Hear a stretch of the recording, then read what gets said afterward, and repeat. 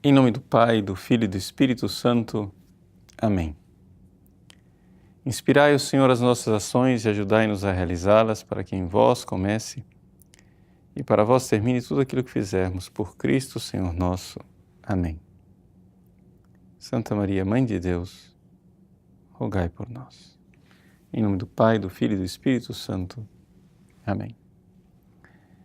Muito bem, neste episódio da direção espiritual eu gostaria de tratar de um problema que a maior parte dos principiantes, né, na vida de oração experimenta. Vamos aqui descrever o problema primeiro antes de conceituá-lo. O problema é o seguinte: a pessoa tinha uma vida longe de Deus ou cometia pecados grosseiros, etc. De repente ela decide, né? Projeto Segunda Morada, vamos lá, vamos ter uma vida de oração íntima. E a pessoa então, quando vai rezar, exatamente porque ela saiu de uma vida com pecados grosseiros, dificuldades, quedas, ela, todas as vezes que vai rezar, ela vai humilhada. E ela vai lá e de fato se humilha diante de Deus, fala da sua miséria, fala que eu não sou nada, olha os pecados que eu cometi, meu Deus, tem misericórdia de mim, tem compaixão. E acontece algo fantástico. Um bom número das pessoas que começam rezando assim, consegue realmente rezar. As pessoas começam a experimentar aquilo que nós chamamos de ato de fé exercida, né? O ato de fé, geralmente as pessoas quando falam de ato de fé, né, as pessoas pensam no quê? Pensam naquela formulazinha, né, do ato de fé, onde você aprendeu a rezar. Mas não é isso que eu estou falando. Ato de fé exercida quer dizer o seguinte, que você realmente, né, conseguiu realizar um ato de fé no seu interior, né? Então a gente exerce.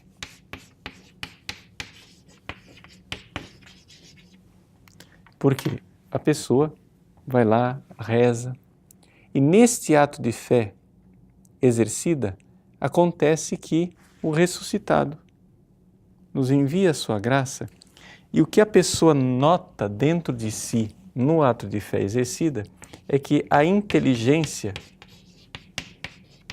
ela é iluminada e que a vontade ela é convidada. Ou seja, aquela experiência básica, fundamental, em que você está lá rezando, será, você encontra uma verdade, Deus me ama. Você já ouviu essa frase milhares de vezes na sua vida, Deus te ama. Mas naquele dia, o pessoal usa essa linguagem assim, né? Caiu a ficha. Ou seja, nossa, Deus me ama, eu vi. Por quê? Porque houve um ato de fé exercida e a sua inteligência foi iluminada e a sua vontade foi convidada e você sente o impulso de amar de volta. Tá. Estou descrevendo aquilo que é a experiência inicial. A pessoa se sentindo miserável, pecadora, assim, arruinada, ela, quando não é nada, ela vai e começa a rezar e de repente, nas primeiras experiências de oração, plugou. Ato de fé exercida, inteligência iluminada, vontade convidada. Mas aí é que vem o problema. Ela faz isso 1 dia, 2 dias, 3 dias. Na semana seguinte, ela já esqueceu que ela é miserável. E aí começa a ir para a oração com o diploma de segunda morada. Não, porque eu já estou na segunda morada. E você vai. E com esta vaidade, nada acontece. Aridez, secura. Você fica lá tentando, né, entrar em sintonia na oração, mas só o que você consegue é distrações, levado de um lado para o outro, e distrações aqui, ali, você não consegue dar passos, não consegue progredir. Isto, né, que está descrito aqui, Jesus resumiu numa frase que está no Evangelho de São João, capítulo 5, versículo 44. Ele diz assim, veja, como podeis crer? Ou seja, como podeis realizar o ato de fé exercida? Vós que recebeis glória uns dos outros e não buscais a glória que vem do Deus único.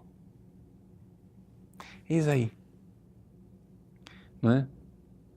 Você não busca a glória de Deus, você busca a sua própria glória, a vaidade. Ou seja, o contrário da glória é a vanglória. Então vejam como a vanglória, a vaidade, o iniciante, ele deixou os pecados grosseiros e rudes, começou a rezar, começou a ficar com a vida melhorzinha, a vaidade vai lá e emplaca. E ela impede você de realizar o ato de fé, de rezar direito, de continuar recebendo, não é, aquelas graças atuais que você estava recebendo antes. Então assim, sendo bem concreto, nós não podemos deixar de nos apresentar diante de Deus, nos humilhando. Veja, a nossa vida espiritual existe uma realidade básica e fundamental que antes de você se encontrar com Deus, que é a vida de oração, é o encontro entre você e Deus. Mas não é possível você se encontrar com Deus se você antes não se encontrar com você mesmo. Ou seja, é necessário um autoconhecimento, não no sentido psicologístico da palavra, mas no sentido existencial. Você vai rezar. Muita gente não consegue rezar, por exemplo, exatamente por isso, porque sabe que rezando vai ter que se encontrar consigo e isso vai doer. Isso vai doer. Por quê? Porque Jesus disse, a verdade vos libertará, mas Jesus não prometeu que a verdade ia ser agradável. Então, quando você se coloca debaixo da luz de Deus verdadeiramente, você se encontra com aquilo que você é e é uma experiência, muitas vezes, bastante dolorosa. Uma experiência, assim, que é necessário um pouco de virtude, de têmpera, de decisão, de determinação, para que você se encontre com você e você diga, puxa vida, eu sou isso. Meu Deus, olha como eu sou, Jesus. Eu sou um animal. Eu sou arrastado por todos os lados pelos meus instintos mais baixos, pelas minhas paixões desordenadas. Sei lá, eu estou aqui tentando rezar, Jesus, mas eu estou preocupado. Preocupado, sei lá, com a panela que eu deixei no fogão, né? Preocupado com o telefonema que eu vou receber, preocupado com o problema que eu tenho que resolver. Jesus, eu estou sendo arrastado, puxado pela coleira. E aí, aqui que está a coisa. Se você faz isso, você se encontrou com você. Você está dando um bom passo, porque você começou rezando, de verdade. Mas a pessoa não faz isso. A pessoa não se humilha diante de Deus para começar a oração. Ela se deixa levar pela vaidade. Se deixa levar por esse sentimento, nossa, eu nunca fui assim, passei minha vida inteira no pecado, agora, nossa, olha as minhas virtudes, pronto. Olha, isso daí é uma desgraça, isso daí é para acabar com a vida espiritual de qualquer um. Vejam o conselho do padre Reginaldo Garrigou Lagrange. Ele está aqui nas suas 3 idades da vida interior, né? Está terminando a primeira parte introdutória, a segunda parte é a vida espiritual dos principiantes, e ele concluindo a vida espiritual dos principiantes, ele diz assim, o título do capítulo é Oração Mental dos Principiantes.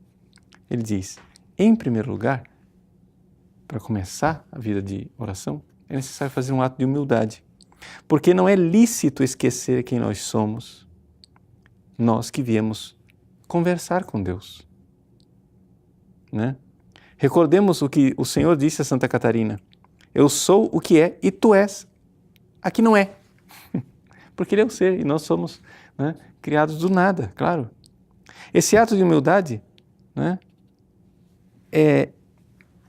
pode ser comparado com a genuflexão que a gente faz quando entra na igreja. O que é a genuflexão?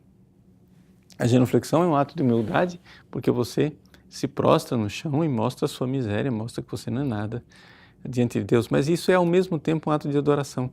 Então, para começar a vida de oração, é sempre bom começar com um ato de humildade e um ato de adoração. Então, se colocar assim, você para baixo e Deus para cima. Colocar as coisas em ordem para começar esse relacionamento.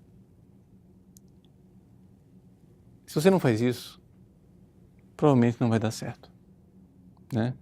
Principalmente você que está iniciando, que está aprendendo a caminhar na vida de oração. Como podeis crer, vós que recebeis glória uns dos outros, ao invés de buscar a glória do Deus único? Essa frase de Jesus é importantíssima para nós. Agora, vamos aprofundar isso que eu acabei de dizer com Santa Teresa d'Ávila. Veja, nesse livro fantástico que eu já aconselhei para muitos de vocês, Quero Ver a Deus, né, do bem-aventurado Frei Maria Eugênio, o terceiro capítulo chama-se Conhecimento de Si Mesmo. Eu aconselharia a leitura desse capítulo que aqui nesta edição da Vozes começa na página 74, na edição original francesa é na página 39. Então vejam só. Ele diz assim, ele começa citando, né, uma página belíssima de Santa Teresa que nos fala no livro da vida, né? Os pecados, eu trato do capítulo 13 do livro da vida, né? Os pecados e o conhecimento próprio são o pão com que todos os manjares, por mais delicados, devem ser comidos nesse caminho de oração. Pão sem o qual ninguém poderia se sustentar. Vamos entender essa comparação de Santa Teresa. Primeiro, porque nós brasileiros precisamos, né, não somos do ambiente mediterrâneo, e nós temos que entender o seguinte, que nos países mediterrâneos, não é? De uma forma geral, não se senta à mesa sem pão. Na Itália, por exemplo, não é possível você sentar à mesa sem pão. Tem que ter pão na mesa. Por quê? Porque quando vem o segundo prato, né, precisa ser acompanhado por pão. É um acompanhamento que as pessoas usam. Então, o pão nosso de cada dia nos dai hoje. Então, todas as comidas são acompanhadas de pão. O pão está sempre lá, à mesa, em abundância, né? E aqui no Brasil já não é assim. Aqui seria o nosso arroz com feijão, né? Ou seja, a gente não consegue comer sem arroz e feijão. Seria mais ou menos isso. Quando um brasileiro senta à mesa, né? Isso para esclarecer para os nossos amigos portugueses que não têm essa noção, né? Quando um brasileiro senta à mesa, não tem arroz e feijão, disse, e hoje não tem comida. Essa é a reação da maior parte dos brasileiros. Tem que ter arroz e feijão. Se não tiver arroz e feijão, não tem comida, né? Pois bem, o que acontece? Acontece isso. O pão tem que estar na mesa. Isso quer dizer que mesmo que você esteja em qualquer morada, que você esteja num grau de oração mais elevado, esse pão tem que estar lá. O conhecimento dos próprios pecados e da própria miséria. Isso tem que acontecer.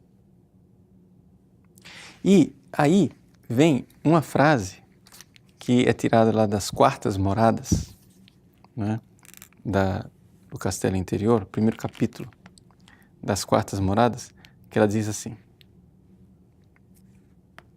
Ó Senhor, tende em conta o muito que sofremos nesse caminho por falta de instrução. Ela está rezando e pedindo que Deus tenha misericórdia de você que está sofrendo nesse caminho de oração por falta de instrução. E o mal é que, como não pensamos ser preciso mais do que pensar em vós, nem sabemos perguntar aos que têm instrução e nem consideramos que haja necessidade de perguntar. Então, a pessoa vai rezar e acha que a única coisa que você precisa fazer quando você vai rezar é pensar em Deus. Não. Por quê? Claro que o alvo da oração é Deus. Ele é o objetivo máximo que você quer alcançar. Você quer ter contato com Ele. Só que você não é um anjo. Você não tem conhecimento intuitivo, assim. Você é um ser humano. E você precisa considerar que tem muita coisa dentro de você impedindo você de entrar em contato direto com Deus. E ela diz, então, continua. Experimentamos terríveis sofrimentos por não nos entendermos. Vejam, aqui que está a coisa. Não é psicologismo, não é que agora eu vou ficar fazer, né, uma autoanálise psicológica, não. Antes de tudo, não entender quem é você à luz de Deus.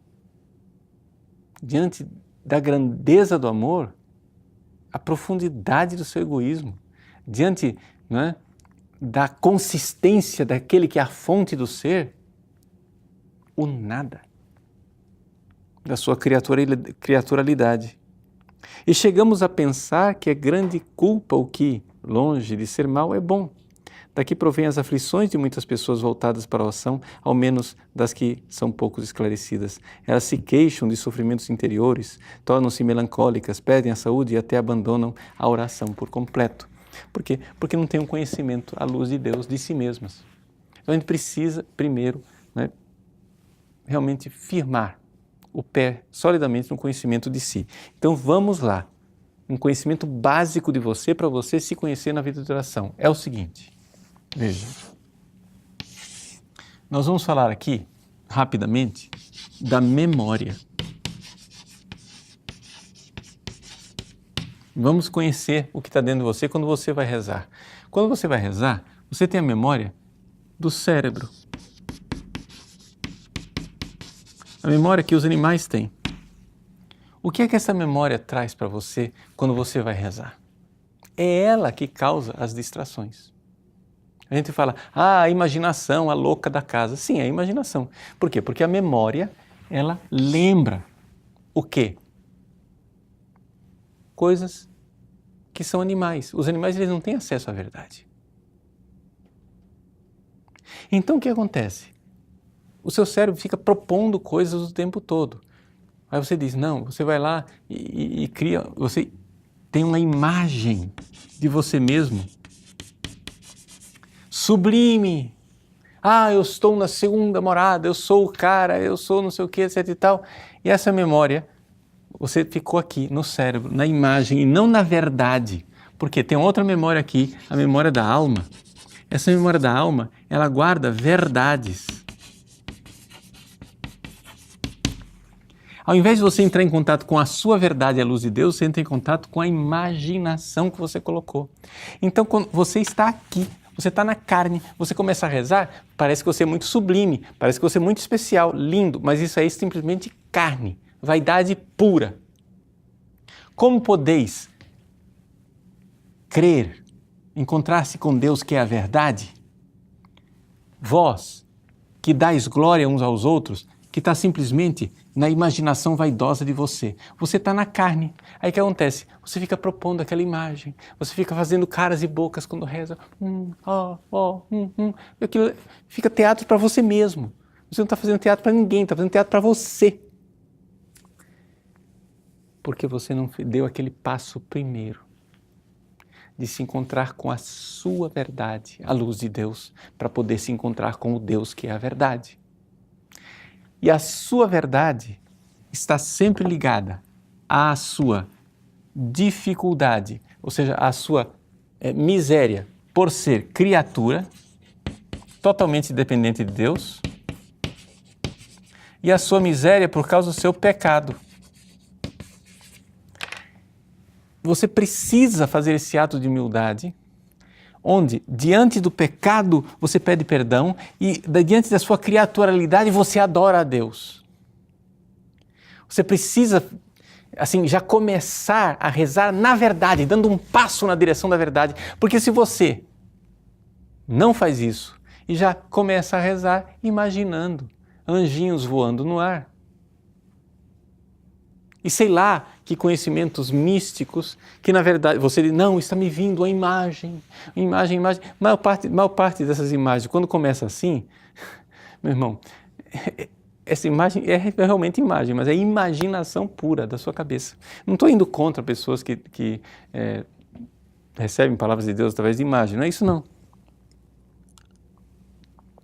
Eu estou aqui tentando ajudar pessoas que estão com problemas bem concretos de se concentrar na oração. Pessoas que deram os primeiros passos na vida de oração, conseguiram morder, entender, fazer a experiência do que é o ressuscitado que ilumina a minha inteligência e convida a minha vontade, mas que não consegue ir para frente. Por quê? Porque sorrateiramente a vaidade tomou conta, e a vaidade ela é carnal. Ela é uma coisa, né? Uma realidade de uma autoimagem ilusória. A oração, o ato de fé, crava os nossos pés no chão da verdade. A oração não é faz de conta. A oração, ela é dolorosamente verdadeira no início, depois consoladora, porque você se encontra com outra verdade. Você não fica só na sua miséria, você se encontra com aquela outra verdade, né, que é a verdade de todas as verdades, que é Deus. Então você não se encontra só com a sua miséria, você se encontra também com a misericórdia. Então, é esse o pequeno recado que eu gostaria de dar, né, de direção espiritual para você, para que você na sua vida de oração realmente, todas as vezes, principalmente você que é iniciante, você que é principiante, não queira começar, né? Você vai fazer, sei lá, uma meditação, você pega a Sagrada Escritura, vai meditar e já começa e já embarca imediatamente na Léxio Divina. Não faça isso porque você não vai dar conta. Você precisa primeiro se encontrar com você mesmo. Como? Num ato de humildade. E se encontrar com Deus, num ato de adoração. Aí você saiu, né, da memória cerebral, da imagem, das fantasias, das ilusões e veio para a verdade. Uma vez que você está na verdade, as coisas ficam mais fáceis, né? Vai ser sempre uma luta, claro, porque a gente tem que realmente viver disso, mas eu acho que essa dica aqui, para muitas pessoas, é a chave que estava precisando para progredir na vida espiritual. Deus abençoe você. Em nome do Pai, e do Filho, e do Espírito Santo. Amém.